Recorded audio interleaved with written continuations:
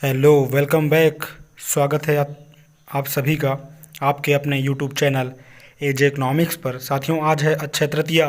आप सभी को अक्षय तृतीया की हार्दिक शुभकामनाएं एवं आज ही ईद का भी पावन पर्व है, तो आप सभी को ईद की दिली मुबारकबाद।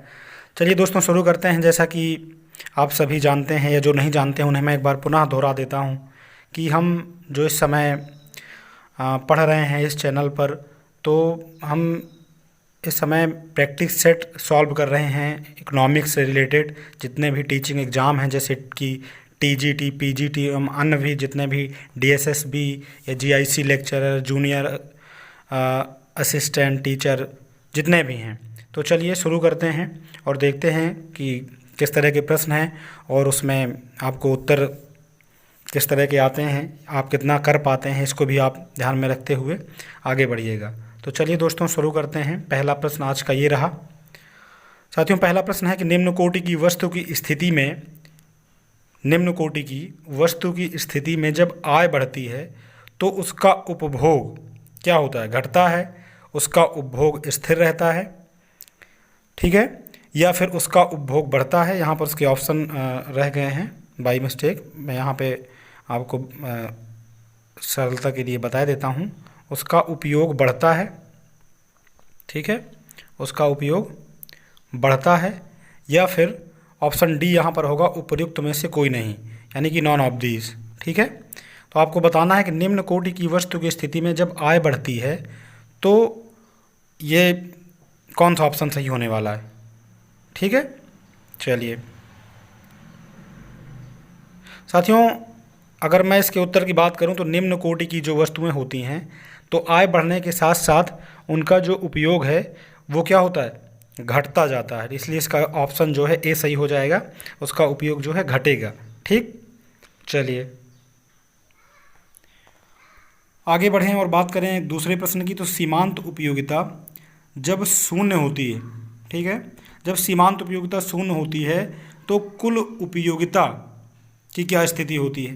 तो साथियों, ये तो बड़ा इजी सा प्रश्न है, आप सभी को पता होगा। और देखिए, महत्वपूर्ण प्रश्न भी है ये, इन परीक्षाओं में पूछा भी गया है, पीजीटी परीक्षा 2003 और टीजीटी 2004 में। तो सीमांत उपयोगिता जब शून्य होती है तो कुल उपयोगिता जो होती है वो क्या होती है? अधिकतम होती है, ठीक है, कुल उपयोगिता अधिकतम होती है। अब जैसा कि हम जानते हैं कि जो उपयोगिता होती है तो जिसे हम सीमांत उपयोगिता कहेंगे, तो भोग की क्रिया के साथ साथ क्रमशः घटती जाती है और संतुष्टि के आदर्श स्तर पर पहुंचकर या पूर्ण संतुष्टि के स्तर पर पहुंचकर, यानी कि जिस स्थिति में जो कुल उपयोगिता है वो क्या होगी? अधिकतम होती है, उस स्थिति पर मान लीजिए यहाँ पर कुल उपयोगिता अधिकतम है, तो इस स्थिति पर जो सीमांत उपयोगिता है वो आधार को काट चुकी होती है, यानी कि वहाँ पर शून्य होती है, ठीक। चलिए आगे बढ़ते हैं।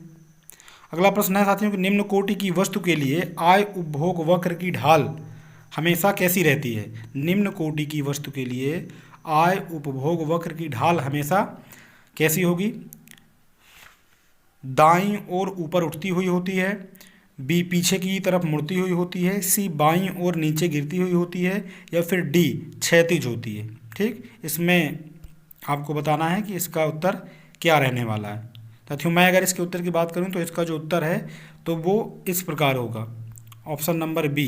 निम्न कोटि की वस्तु के लिए आय उपभोग वक्र की ढाल हमेशा पीछे की तरफ मुड़ती है, ठीक। आय उपभोग वक्र उपभोक्ता की मौद्रिक आय में परिवर्तन के परिणाम स्वरूप किसी वस्तु के उपभोग पर पड़ने वाले प्रभाव की व्याख्या करता है, ठीक। आय उपभोग वक्र जो है, ठीक है, वो जो है क्या बताता क्या है हमें कि मौद्रिक आय में जो परिवर्तन हुआ है तो उससे किसी वस्तु के उपभोग पर पड़ने वाले प्रभाव, उसका प्रभाव क्या है वो बताता है हमें, ठीक। तो आय उपभोग वक्र मूल बिंदु से प्रारंभ होता है, जो यह प्रदर्शित करता है, मूल बिंदु से प्रारंभ होता है, ठीक है, ऐसे जो ये व्यक्त करता है कि अगर उपभोक्ता की आय शून्य है, ठीक है, यदि उपभोक्ता की आय शून्य हो तो उपभोक्ता वस्तु की कुछ भी मात्रा उपभोग में नहीं लाएगा, ठीक। और यदि कोई उपभोक्ता आय के बढ़ने पर किसी वस्तु की अधिक मात्रा खरीदता है तो वह वस्तु उपभोक्ता की दृष्टि से सामान्य कही जाएगी।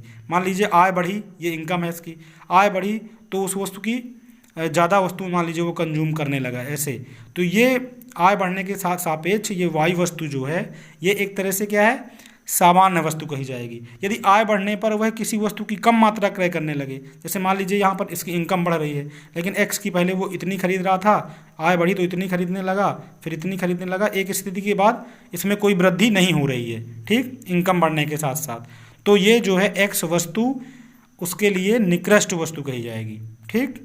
तो इसका हो जाएगा कि निकृष्ट वस्तु का जो आय उपभोग वक्र है वो इसके विपरीत दिशा में इधर मुड़ता हुआ होगा, ठीक, पीछे की तरफ। चलिए आगे बढ़ते हैं। अगला प्रश्न है कि उपभोक्ता किस वस्तु की कीमत घटने पर उपभोग घटा देता है, ठीक है, किस वस्तु की कीमत घटने पर उपभोग घटा देता है। ऑप्शन दिया हुआ है, ऑप्शन ए है श्रेष्ठ वस्तु, ऑप्शन बी है निम्न वस्तु, ऑप्शन सी है गिफिन वस्तु और ऑप्शन डी है उदासीन वस्तु। उपभोक्ता किस वस्तु की कीमत घटने पर उपभोग घटा देता है, ठीक। तो इसका जो आंसर होने वाला है वो है ऑप्शन नंबर बी, निम्न वस्तु। किस वस्तु की कीमत घटने पर उपभोग घटा देता है, जो निम्न या हीन कोटि की वस्तुएं होती हैं।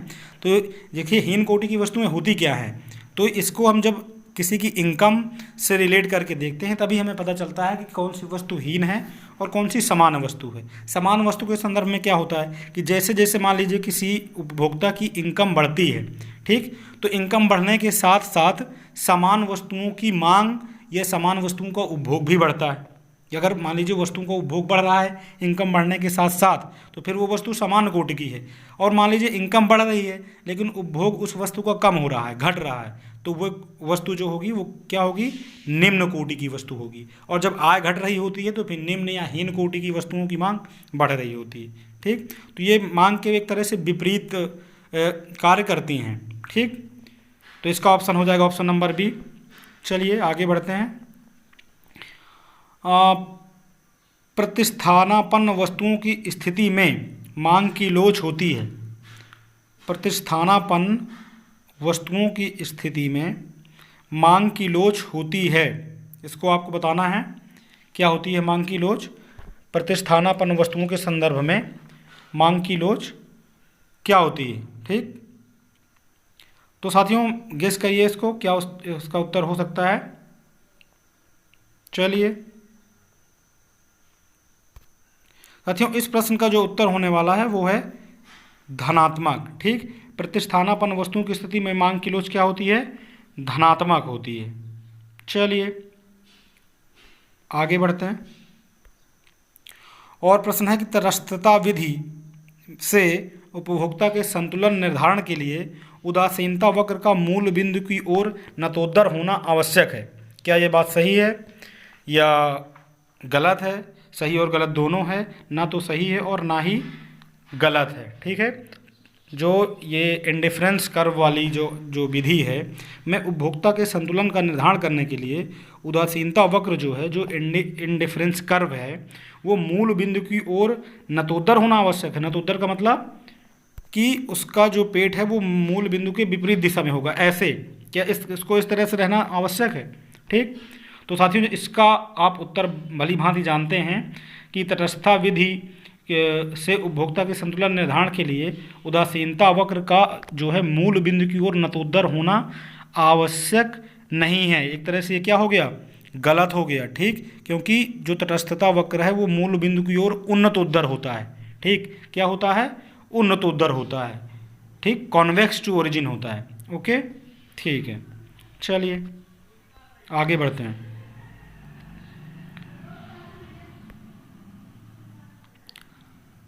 साथियों क्वेश्चन है कि समानता तटस्थता वक्र मूल बिंदु की ओर उत्तल होता है क्योंकि सीमांत प्रतिस्थापन की दर, ठीक है, सीमांत प्रतिस्थापन की दर हमने पिछले वीडियो में चर्चा की थी, MRS/XY, ठीक, MRS/XY के बारे में हमने चर्चा की थी, ठीक है। तो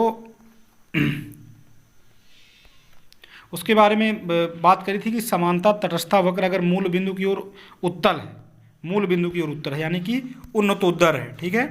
मूल बिंदु की ओर क्या है, उन्नतोदर है। तो जो सीमांत प्रतिस्थापन की दर है यानी MRS/XY है वो क्या होगा, बढ़ता हुआ होता है या B घटता हुआ होता है या समान रहता है या इनमें से कोई नहीं, ठीक। तो इसको आप गेस करिए, इसका उत्तर क्या हो सकता है। साथियों, अगर MRSXY की बात करें तो ये क्या होगा, इसका ऑप्शन होगा सही, ऑप्शन नंबर बी, घटता हुआ होता है। क्योंकि मान लीजिए यहाँ पर ये y वस्तु है, यहाँ पर ये x वस्तु है, तो MRSXY होता क्या है, x वस्तु की एक यूनिट का उपभोग बढ़ाने के लिए या x वस्तु की मात्रा में वृद्धि करने के लिए y वस्तु की मात्रा को त्याग करना पड़ेगा, इंडिफरेंस कर, अगर इस विधि की हम बात करें। ठीक, तो इसमें मेन जो प्रतिस्थापन की दर है, यानी कि x वस्तु के लिए हम y वस्तु से प्रतिस्थापित कर रहे हैं x वस्तु को। ठीक, y वस्तु के बदले हम x वस्तु को बढ़ा रहे हैं। ठीक, तो जब हम x वस्तु की एक इकाई बढ़ाते हैं तो पहली इकाई बढ़ाने के लिए y की मान लीजिए एक बढ़ती हुई मात्रा का त्याग करता है। ठीक, मान लीजिए हमने एक x वस्तु बढ़ाई तो वहाँ पर हमने y की इतनी मात्रा छोड़ी। ठीक, इतनी मात्रा छोड़ दी। अब मान लीजिए हम दूसरी x वस्तु बढ़ाते हैं तो y की उससे कम मात्रा छोड़ते हैं। फिर अगर मान लीजिए हम तीसरी वस्तु बढ़ाते हैं तो x की, तो y की उससे भी कम मात्रा छोड़ते हैं। एक स्थिति ऐसी आती है कि फिर छोड़ते ही नहीं हैं। तो जो ये y की घटती हुई मात्रा हम त्याग कर रहे हैं, यही प्रतिस्थापन की सीमांत दर है, जो क्या होती है, धीरे धीरे घटती जाती है। ठीक, तो इसका जो ऑप्शन है वो हो जाएगा ऑप्शन नंबर बी, घटता हुआ होता है। चलिए आगे बढ़ते हैं। प्रश्न है, सामान्य पदार्थ एवं श्रेष्ठ पदार्थ के लिए आय प्रभाव सदैव होता है, शून्य होता है, ऑप्शन बी ऋणात्मक होता है, ऑप्शन सी धनात्मक होता है, या डी उपर्युक्त सभी असत्य हैं। सामान्य पदार्थ यानी सामान्य वस्तुएं एवं श्रेष्ठ वस्तुओं के लिए आय प्रभाव क्या होता है। ठीक, ये बताना है आपको। तो आय प्रभाव समान वस्तुओं के संदर्भ में क्या होगा, भाई सीधी सी बात है। अगर आप समझने की कोशिश करेंगे कि जैसे जैसे आय बढ़ती है तो वस्तुओं की मांग या जो वस्तुओं का उपभोग है वो बढ़ जाता है। कौन सी वस्तुओं का, अब सीधी सी बात है, जिन वस्तुओं को आय बढ़ने के साथ जिन वस्तुओं का उपभोग बढ़ेगा या मांग बढ़ेगा तो वो कौन सी वस्तुएं होंगी, वो समान वस्तुएं होंगी या फिर वो श्रेष्ठ वस्तुएं होंगी। ठीक, जिसे विलासितापूर्ण वस्तुएं कहते हैं। और अगर आय बढ़ने के साथ साथ उपभोग कम होता है, मांग कम होती है, तो वो हीन वस्तुएं हैं, सीधी सी बात। तो यहाँ पर क्या है, समान पदार्थ एवं श्रेष्ठ पदार्थ के लिए आय प्रभाव सदैव धनात्मक होता है। क्या होता है, धनात्मक होता है। धनात्मक का मतलब क्या है कि आय बढ़ने की दिशा में ही उसका उपभोग या मांग भी बढ़ती है। अगर आय बढ़ रही है तो मांग भी बढ़ रही है, आय घट रही है तो मांग भी घट रही है। तो ये एक धनात्मक रिलेशन हो गया इसका। ठीक, और ऋणात्मक रिलेशन का मतलब क्या होता है कि विपरीत दिशा में अगर उसका संबंध हो, कि मान लीजिए आय बढ़े तो उसका उपभोग घटे, इस तरह, तो ये ऋणात्मक हो गया। धनात्मक का मतलब जिस दिशा में आय में परिवर्तन हो रहा है उसी दिशा में वस्तु के उपभोग या मांग में परिवर्तन हो रहा है। तो इसका ऑप्शन हो जाएगा ऑप्शन नंबर बी, धनात्मक होता है। चलिए आगे बढ़ते हैं। अगला प्रश्न है कि यदि कुल उपयोगिता अधिकतम हो तो सीमांत उपयोगिता क्या होगी। ये बड़ा रिपीटेड क्वेश्चन है, बार बार पूछा जाता है परीक्षाओं में, कई बार आया हुआ है और हमने भी इसको कई बार अभी देखा है, आप भी इसको देख चुके होंगे। तो यदि कुल उपयोगिता अधिकतम हो तो सीमांत उपयोगिता क्या होती है, सीमांत उपयोगिता शून्य होती है। ठीक है, कुल उपयोगिता अधिकतम हो तो सीमांत उपयोगिता शून्य होती है। और यहाँ पर एक बात आती है कि जो सीमांत उपयोगिता है वो धनात्मक और ऋणात्मक भी होती है। ठीक, तो धनात्मक सीमांत उपयोगिता का क्या मतलब है, तो धनात्मक सीमांत उपयोगिता का मतलब ये है कि किसी वस्तु की अतिरिक्त इकाइयों का उपभोग करने से यदि कुल उपयोगिता बढ़ती जाती है तो इन इकाइयों की सीमांत उपयोगिता धनात्मक कहलाती है। मान लीजिए आपने 2 रोटी खाई तो आपकी उपयोगिता 10 है, तीसरी रोटी से मान लीजिए 15 हो गई, चौथी रोटी आपने खाई तो 19 हो गई, इस तरह बढ़ती जा रही है, प्लस हो रहा है टोटल में। ठीक, तो ये उपयोगिता आपकी क्या कही जाएगी, धनात्मक कही जाएगी। लेकिन पूर्ण संतुष्टि बिंदु के बाद जब कुल उपयोगिता अधिकतम हो चुकी होती है उसके बाद भी अगर उपभोग जारी रहता है तो ऋणात्मक सीमांत उपयोगिता प्राप्त होती है, जिसे क्या कहेंगे कि किसी वस्तु की अतिरिक्त इकाई का उपभोग करने से यदि कुल उपयोगिता में कमी होती है तो इस इकाई की सीमांत उपयोगिता ऋणात्मक कही जाएगी। कैसे, देख लीजिए कि मान लीजिए आपने 5 रोटियां खाई, आप जो है आपको आपकी जो कुल उपयोगिता है वो 20, आप ये पूर्ण रूप से संतुष्ट हैं। यहाँ पर 6वीं इकाई से आपको शून्य उपयोगिता मिलेगी तो आपकी 20 ही रहेगी। 7वीं से माइनस हो जाएगी, मान लीजिए -2 हो गई तो आपकी कुल उपयोगिता कितनी हो गई, 18। 8वीं से -4 हो गई। तो इसलिए क्या है कि ये कुल उपयोगिता को घटाने का काम करेगी, इसलिए इसको ऋणात्मक सीमांत उपयोगिता कहते हैं। तो ठीक है, आप ये दोनों शब्दों से परिचित हो गए हैं, एक धनात्मक सीमांत उपयोगिता, ठीक है, और एक ऋणात्मक सीमांत उपयोगिता, ठीक। और इसका मेन कंसेप्ट ये है कि ये कुल उपयोगिता में यानी टोटल यूटिलिटी में अगर उसको इंक्रीज करने का काम कर रहे हैं तो वो मार्जिनल यूटिलिटी है, अगर उसको घटाने का काम कर रही है तो वो एक तरह से देखा जाए तो निगेटिव मार्जिनल यूटिलिटी है, वो पॉजिटिव मार्जिनल यूटिलिटी है। चलिए आगे बढ़ते हैं। अगला प्रश्न है कि गोसेन का प्रथम नियम निम्न नाम से प्रचलित है। ऐसा कौन सा नियम या सिद्धांत है जिसे हम गोसेन का प्रथम नियम कहते हैं? ठीक है, ऑप्शन है आपके पास, ऑप्शन ए मांग का नियम, ऑप्शन बी सीमांत उपयोगिता ह्रास नियम, ऑप्शन सी सम सीमांत उपयोगिता नियम, और ऑप्शन डी उपरोक्त में से कोई नहीं। ठीक, तो गौसेन का प्रथम नियम, H गौसेन, ये एक बहुत ही प्रमुख इकोनॉमिस्ट हैं, इनका जो नियम था वो कौन सा था? ठीक, तो साथियों जो गौसेन का प्रथम नियम है वो सीमांत उपयोगिता ह्रास नियम है, यानी कि ऑप्शन नंबर बी। ठीक, ये प्रथम नियम है। और अगर सम सीमांत उपयोगिता ह्रास नियम की बात करें हम तो ये क्या है? गौसेन का द्वितीय नियम है। तो प्रथम नियम की यहाँ पर बात हुई है तो ये सीमांत उपयोगिता ह्रास नियम जो ऑप्शन नंबर बी है वो सही होगा। ठीक, अब है क्या ये सीमांत उपयोगिता ह्रास नियम? तो ये जो है इस नियम के अनुसार जब कोई व्यक्ति एक वस्तु की अधिक इकाइयों का उपभोग करता है, या कि जैसे जैसे मान लीजिए उपभोग की प्रक्रिया चल रही है, अंडर प्रोसेस है, ठीक, तो वस्तु की अतिरिक्त इकाई से प्राप्त होने वाली जो उपयोगिता है वो क्रमशः घटती जाती है। ठीक, जिसे सीमांत उपयोगिता कह लीजिए। सीमांत उपयोगिता का मतलब कि प्रत्येक एक इकाई से मिलने वाली उपयोगिता, प्रत्येक अगली इकाई से मिलने वाली उपयोगिता। ठीक है, तो जैसे जैसे मान लीजिए उपभोग की प्रक्रिया चल रही है तो उससे प्राप्त होने वाली जो यूटिलिटी है, जो उपयोगिता है, वो क्रमशः घटती जाती है। ठीक, क्रमशः घटती जाती है। इसे सीमांत उपयोगिता ह्रास नियम कहते हैं। ठीक, इसे क्या कहते हैं? सीमांत उपयोगिता ह्रास नियम। ठीक, इसे गोसेन का प्रथम नियम कहते हैं। H गोसेन इसके प्रमुख या पहले प्रतिपादक हैं, इसलिए इसे गोसेन का प्रथम नियम कहते हैं। फिर मार्शल ने इसे ज़्यादा तर्कपूर्ण ढंग से और व्यवस्थित तरीके से इसका जो है इसकी व्याख्या की इस नियम की, तो फिर मार्शल से का ही नाम इस सिद्धांत से जोड़ा जाता है। तो गौसेन का जो प्रथम नियम है वो सीमांत उपयोगिता ह्रास नियम है। चलिए आगे बढ़ते हैं। अगला प्रश्न है कि एक वस्तु जिसके लिए आय प्रभाव धनात्मक हो, जिसके लिए आय प्रभाव क्या हो? धनात्मक हो। एक वस्तु जिसके लिए आय प्रभाव धनात्मक हो क्या कहलाती है? निकृष्ट वस्तु, गिफिन वस्तु, पूरक वस्तु या सामान्य वस्तु। ठीक, जिसके लिए आय प्रभाव धनात्मक हो। अभी इसके जस्ट पहले जो अभी प्रश्न आया था ना आय प्रभाव से, उसमें हमने चर्चा की थी कि अगर आय प्रभाव धनात्मक हो, धनात्मक का मतलब कि जिस दिशा में आय बढ़ रही है, ठीक, तो अगर उस वस्तु के लिए आय प्रभाव धनात्मक है तो धनात्मक मतलब है कि उस वस्तु की मांग या उस वस्तु का उपभोग भी उसी दिशा में होगा। अब आय की ही दिशा में जिस वस्तु का उपभोग या मांग होगा तो वह वस्तु कौन सी होगी? वो वस्तु होगी सामान्य वस्तु। ठीक, गिफिन या निकृष्ट वस्तुएं क्या हैं कि आय प्रभाव से विपरीत दिशा में उसका एक तरह से स्वभाव होता है जाने का, उसकी मांग का, उसकी उपभोग का। यानी आय बढ़ी तो उसका उपभोग कम हो जाएगा, उसकी मांग कम हो जाएगी। लेकिन जो सामान्य वस्तु है तो वो उसका जो आय प्रभाव होगा वो धनात्मक होगा। ठीक, तो इसका ऑप्शन हो जाएगा ऑप्शन नंबर डी। ठीक, और ये प्रश्न आपका काफ़ी महत्वपूर्ण है। देखिए GIC PGT परीक्षा 2009 में पूछा भी गया है। चलिए आगे बढ़ते हैं।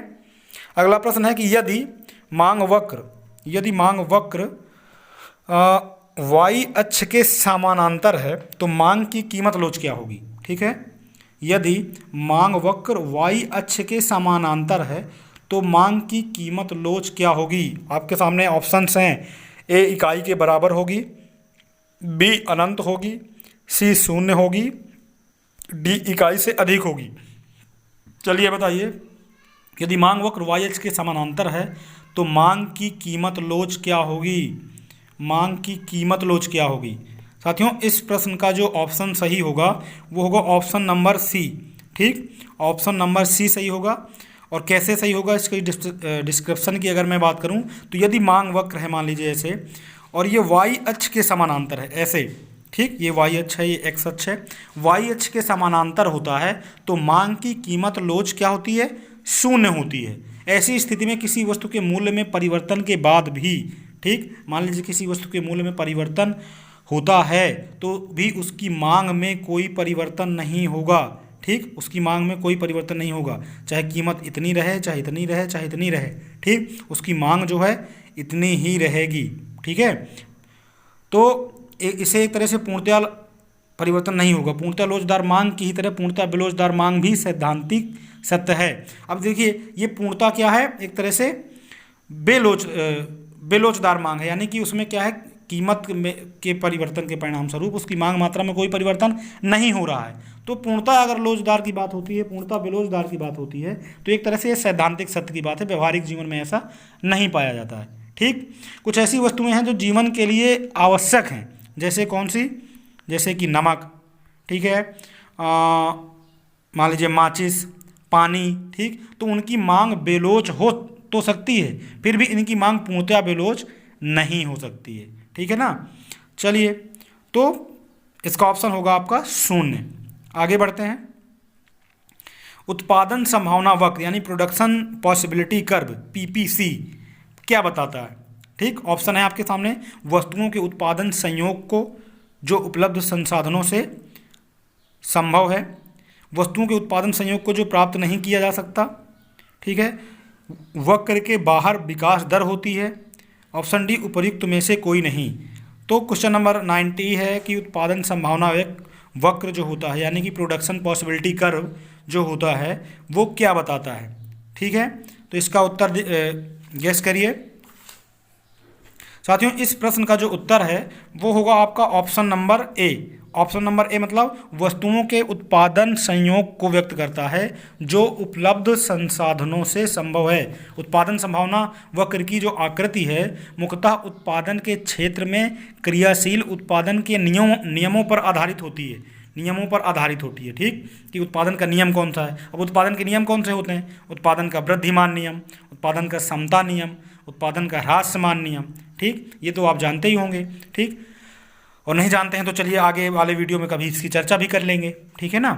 तो यदि उत्पादन में लागत समता नियम क्रियाशील है, लागत समता नियम का मतलब है कि जिस अनुपात में हम साधनों को लगा रहे हैं, जिस दर से हम साधनों को उत्पादन की क्रिया में लगा रहे हैं, उत्पादन जो हमारा हो रहा है वो भी उसी दर से हो रहा है, ठीक। मान लीजिए कि हमने पहले जो उत्पादन की प्रक्रिया है उसमें 2 साधन लगे थे और उत्पादन जो हमारा हो रहा था वो 4 हो रहा था, ठीक, 2:4 का एक तरह से 1:2 का अनुपात था। मान लीजिए हमने साधन 2 गुना कर दिए, 2 से 4 कर दिए, तो उत्पादन जो है हमारा 4 से 8 हो जाएगा, ठीक, वो भी 2 गुना हो जाएगा। तो इसे कहेंगे उत्पादन का समता नियम, ठीक।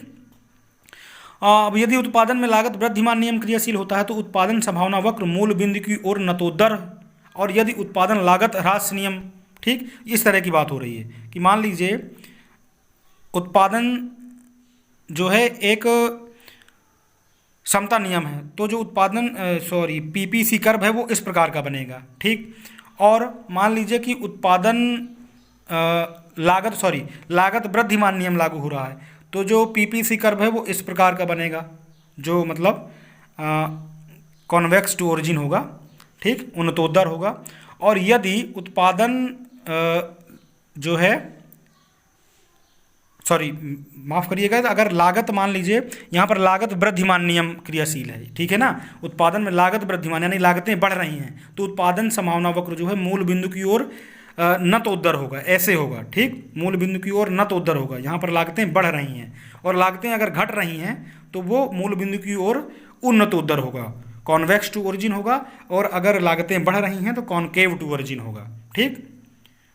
एक बार मैं फिर से इसको दोहरा देता हूँ कि उत्पादन संभावना वक्र तो सबसे पहले होता क्या है, उत्पादन संयोग को प्रदर्शित करता है जो उपलब्ध साधनों से संभव है, ठीक, जो उपलब्ध हमारे पास साधन हैं उनसे हम जितना उत्पादन कर सकते हैं उस संयोग को प्रदर्शित करता है कौन, उत्पादन संभावना वक्र, ठीक। अब उत्पादन संभावना वक्र का जो शेप है, जो उसकी स्थिति है, वो उत्पादन के नियमों पर निर्भर करती है। अब उत्पादन के नियम क्या हैं, उत्पादन समता नियम, यानी जिस अनुपात में हम साधन लगा रहे हैं हमारा उत्पादन भी उसी अनुपात में हो रहा है। तो अगर ऐसी स्थिति है तो जो हमारा पीपीसी कर्व है वो ऐसे रैखिक होगा, ठीक, समता नियम पर। अगर मान लीजिए कि उत्पादन वृद्धिमान नियम लागू है, यानी कि लागत क्या है वहाँ पर घट रही हैं, लागत घट रही है ना, वृद्धिमान नियम। उत्पादन वृद्धिमान का नियम क्या है कि लागतें घट रही हैं, यानी कि उसे हम कह सकते हैं कि लागत ह्रासमान नियम कह सकते हैं, लागतें घट रही हैं। तो जो पीसीसी कर्व होगा, पीपीसी कर्व, वो मूल बिंदु की ओर उन्नतोत्तर होगा। और अगर लागतें बढ़ रही हैं यानी कि उत्पादन ह्रासमान नियम लागू है, तो वो एक तरह से नतोत्तर होगा। ठीक, ये होगा। और इसका जो आपका ऑप्शन सही हो जाएगा वो हो जाएगा ऑप्शन नंबर ए। चलिए आगे बढ़ते हैं। यदि मांग बेलोच हो, यदि मांग बेलोच हो, ठीक है, बेलोच का मतलब कि आय में परिवर्तन के परिणाम स्वरूप उसकी मांग मात्रा में किसी तरह का कोई परिवर्तन नहीं होगा। आपकी आय चाहे जितनी कम हो जाए, चाहे जितनी बढ़ जाए, उपभोग या मांग जितनी पहले थी उतनी ही बनी रहेगी, उसमें किसी तरह का कोई परिवर्तन नहीं होगा। ठीक, तो यदि मांग बेलोच है यानी उसमें किसी प्रकार का कोई लोच नहीं है, लोच मतलब कोई परिवर्तनशीलता या संवेदनशीलता नहीं है, तो कीमत वृद्धि, मांग बेलोच है, फिर उसके बाद अगर कीमतों में वृद्धि हो जाए, ठीक, तो क्या होगा, उपभोक्ता के व्यय पर कोई प्रभाव नहीं डालेगी। ऑप्शन नंबर बी, उपभोग के व्यय को बढ़ा देगी। ऑप्शन नंबर सी, उपभोक्ता के व्यय को घटा देगी। ऑप्शन नंबर डी, उपभोक्ता के व्यय को प्रभावित नहीं कर सकती है। चलिए गेस करिए, बहुत ही बेहतरीन सा क्वेश्चन है, जीआईसी पीजीटी 2009 में पूछा गया है। ठीक है, आपको बताना है कि यदि मांग बेलोच हो तो कीमत वृद्धि से क्या प्रभाव पड़ेगा। ठीक, तो सीधी सी बात है, अगर किसी वस्तु की कीमत बढ़ जाए और आप उसकी मांग को घटा बढ़ा नहीं सकते हैं, यानी कि उसकी मांग बेलोच है, ठीक, तो उपभोक्ता के व्यय को क्या कर देगी, बढ़ा देगी। उसकी जो बढ़ी हुई कीमतें हैं उपभोक्ता के व्यय को बढ़ा देंगी। चलिए आगे बढ़ चलते हैं। अगला प्रश्न है कि निम्नलिखित में से सही कथन कौन सा है। ऑप्शन नंबर ए, आय में वृद्धि होने पर मांग में वृद्धि हो जाती है। ठीक, ऑप्शन नंबर बी, आय में वृद्धि होने पर मांग में विस्तार हो जाता है। ठीक, मांग में कोई परिवर्तन नहीं होता है, ऑप्शन नंबर सी कहता है। और या फिर ऑप्शन नंबर डी, उपरोक्त में से कोई नहीं। ठीक है, तो बताना है आपको कि कौन सा कथन सही है। ठीक, तो आय में वृद्धि होने पर मांग में वृद्धि हो जाती है, यहाँ कुछ बात समझ में आ रही है। ठीक, आय में वृद्धि होने पर मांग में विस्तार हो जाता है। देखिए, विस्तार और संकुचन की जो क्रिया होती है वो उसका जो है भी यहाँ पर थोड़ा थोड़ा कॉन्सेप्ट आता है, लेकिन अब इसकी चर्चा करते हैं, आगे बढ़ लें। मांग में कोई परिवर्तन नहीं होता, देखिए मांग में परिवर्तन तो होगा। ठीक, उपरोक्त में से कोई नहीं, ये भी ऑप्शन गलत हो गया। तो ये जो ऊपर के दो ऑप्शन हैं, इन्हीं में से क्या है, आपका कोई एक प्रश्न सही है, एक जो तथ्य है वो सही है। तो साथियों, जब मूल्य में कमी के कारण मांग बढ़ जाती है, ठीक, तो इसे मांग का विस्तार कहते हैं। और मूल्य में वृद्धि के कारण मांग कम हो जाती है तो इसे मांग का संकुचन कहते हैं। ठीक, तो यहाँ पर जो ऑप्शन नंबर बी है, इसमें मेन जो आपका फैक्टर है वो क्या है, मूल्य है। ठीक है, क्या है, मूल्य है। और जो आय में वृद्धि हो रही है, ठीक, तो ये क्या है, आय में वृद्धि होने पर मांग में वृद्धि होती है। ये बात जो है काफ़ी हद तक जंच रही है। तो इसका जो उत्तर हो जाएगा वो हो जाएगा ऑप्शन नंबर ए। ठीक, क्योंकि आय में वृद्धि होने से मांग में वृद्धि हो रही है ना, और आय अगर घटी तो मांग घट जाएगी, ये सीधा सा कॉन्सेप्ट है। और आय में वृद्धि होने पर मांग में विस्तार नहीं होता है, आय यहाँ पर कॉन्सेप्ट नहीं होता, यहाँ पर कीमत या प्राइस का कॉन्सेप्ट आता है। ठीक, विस्तार और संकुचन की जब बात होती है तो यहाँ पर प्राइस आता है। चलिए इसको ध्यान में रखिएगा, और इसका जो सही ऑप्शन है वो है ऑप्शन नंबर ए। चलिए आगे बढ़ते हैं। अगला प्रश्न है, उत्पादन साधनों में प्रतिस्थापन लोच सदैव होती है। उत्पादन के साधनों में जो प्रतिस्थापन की लोच होती है वो सदैव क्या होती है, धनात्मक होती है। पहले भी इस तरह के प्रश्न हम सॉल्व कर चुके हैं। ठीक है, और अगर हम क्या करें, प्रतिस्थापन की लोच के सूत्र की बात करें तो पूंजी श्रम अनुपात में सापेक्षिक परिवर्तन। ठीक है, पूंजी और श्रम के अनुपात में जो सापेक्षिक परिवर्तन होता है वो बटा साधनों की सापेक्षिक कीमत में परिवर्तन, साधनों की सापेक्षिक कीमत में परिवर्तन, इसका अगर हम अनुपात निकाल लें तो ये हमारा प्रतिस्थापन लोच, सापेक्षिक परिवर्तन, ये प्रतिस्थापन लोच निकल आएगी। ठीक, इसका मान सदैव धनात्मक होता है। ध्यान में रखना है कि उत्पादन के साधनों में जो प्रतिस्थापन की लोच होती है वो सदैव क्या होती है, धनात्मक होती है। अतः उत्पादन साधनों में प्रतिस्थापन लोच सदैव धनात्मक होगी। क्यों? क्योंकि वो जो हमने सूत्र की बात की ना, पूंजी श्रम अनुपात में सापेक्षिक परिवर्तन बटा साधनों की सापेक्षिक कीमत में सापेक्षिक परिवर्तन, उसका मान सदैव धनात्मक आएगा। ठीक। और अगर इसी संबंध में कुछ और तथ्यों की बात करें तो प्रतिस्थापन लोच का न्यूनतम मान शून्य तथा अधिकतम मान अनंत हो सकता है। न्यूनतम मान कितना होगा? शून्य, और अधिकतम मान अनंत हो सकता है। यदि प्रतिस्थापन की लोच शून्य है तो साधनों के बीच प्रतिस्थापन संभव क्या है? नहीं होगा। साधनों के बीच प्रतिस्थापन संभव नहीं होगा। प्रतिस्थापन का मतलब क्या होता है? एक साधन के बदले कोई दूसरा साधन लगा पाना। ठीक। मान लीजिए पूंजी और श्रम किसी उत्पादन में लगे हैं और वहाँ पर क्या है कि हमारे पास पूंजी नहीं है, तो पूंजी की जगह हम श्रम को, ज़्यादा श्रमिकों को लगा लेते हैं। तो एक तरह से पूंजी का प्रतिस्थापन कौन कर रहा है? श्रम कर रहा है। ठीक। तो अगर प्रतिस्थापन की लोच शून्य है तो किसी तरह का कोई प्रतिस्थापन नहीं होगा। और अगर शून्य से अधिक या अनंत की तरफ है, तो अगर अनंत है तो पूर्ण रूप से प्रतिस्थापन हो जाएगा। ठीक। तो ये हमेशा धनात्मक रहेगी, इसको ध्यान में रखना है। आगे बढ़ते हैं। उत्घटित अधिमान सिद्धांत यानी कि व्यक्त अधिमान सिद्धांत, जिसके प्रतिपादक कौन थे? पहले वाले वीडियो में हमने चर्चा की थी, सैमुअल्सन। ठीक है, सैमुअल्सन थे। उद्घाटित अधिमान सिद्धांत ये आधारित है गणनावाचक उपयोगिता पर, क्रमवाचक उपयोगिता पर, बाजार के व्यवहार पर, या फिर आचरणवादी क्रमवाचक उपयोगिता पर। तो साथियों, आचरणवादी क्रमवाचक उपयोगिता पर आधारित है ये उद्घाटित अधिमान सिद्धांत। चलिए आगे बढ़ते हैं। प्रकट अधिमान सिद्धांत निम्न मान्यताओं पर आधारित है। ये भी देखिए प्रश्न बार बार आता है, एक बार फिर से सामने है। तो प्रकट अधिमान या व्यक्त अधिमान जो सिद्धांत है वो जो है सबल क्रमबद्धता पर आधारित है। ठीक। और हिग्स एलन का जो इंडिफरेंस कर्व यानी तटस्थता वक्र विश्लेषण का जो सिद्धांत है वो निर्बल क्रमबद्धता पर आधारित है। ठीक। और ये प्रकट अधिमान सिद्धांत ये सबल क्रमबद्धता पर आधारित है। आगे बढ़ते हैं। जब दो वस्तुएं पूर्ण प्रतिस्थानापन्न होती हैं, क्या होती हैं? पूर्ण प्रतिस्थानापन्न होती हैं, तो तटस्थता वक्र का शेप कैसा बनता है, उसका आकार या उसकी स्थिति कैसे होती है? तटस्थता वक्र यानी कि वही हिग्स एलन वाला इंडिफरेंस कर्व। ठीक। इंडिफरेंस कर्व की स्थिति क्या होती है? जब वस्तुएं पूर्ण प्रतिस्थानापन्न होती हैं। पूर्ण प्रतिस्थानापन्न का मतलब कि एक वस्तु के बदले दूसरी वस्तु का प्रयोग किया जा सकता है, जैसे चाय और कॉफ़ी। ठीक। चाय की जगह में कॉफ़ी और कॉफ़ी की जगह में चाय का प्रयोग कर सकते हैं। हालांकि ये एक एग्जाम्पल है, लेकिन हम व्यवहारिक तरह से अगर देखें तो चाय और कॉफ़ी में भी थोड़ा बहुत अंतर तो होता ही होता है, पूर्ण प्रतिस्थानापन्न नहीं है। लेकिन हाँ, दोनों का स्वभाव एक है, तो हम इसको प्रतिस्थानापन्न वस्तुएं कहते हैं। ठीक। तो जो दो वस्तुएं पूर्ण प्रतिस्थानापन्न होती हैं तो तटस्थता वक्र की स्थिति होती है। ऑप्शन नंबर ए मूल बिंदु के उन्नतोत्तर होता है। ऑप्शन नंबर बी एक बिंदु के नतोदर होता है। ऑप्शन सी एक सीधी रेखा में होता है, या ऑप्शन डी उपर्युक्त में से कोई नहीं। तो साथियों, इस प्रश्न का जो उत्तर है वो है ऑप्शन नंबर सी, एक सीधी रेखा में होता है। ठीक। एक सीधी रेखा में होता है। ठीक। कैसे होता है ये देखिए, मैं आपको समझा देता हूँ कि देखिए, ये आधार अक्ष पर y वस्तु, x अक्ष पर जो है x वस्तु को लिया गया है। अब चूंकि वस्तु में पूर्ण प्रतिस्थानापन्न है, ठीक, एक वस्तु के बदले दूसरी वस्तु या दूसरी वस्तु के बदले पहली वस्तु का प्रयोग हम कर सकते हैं। तो जो इंडिफरेंस कर्व है वो इस तरह से रैखिक बनेगा। ठीक। जैसे आप इसमें देख पा रहे हैं IC1, IC2 और IC3 हैं। ठीक।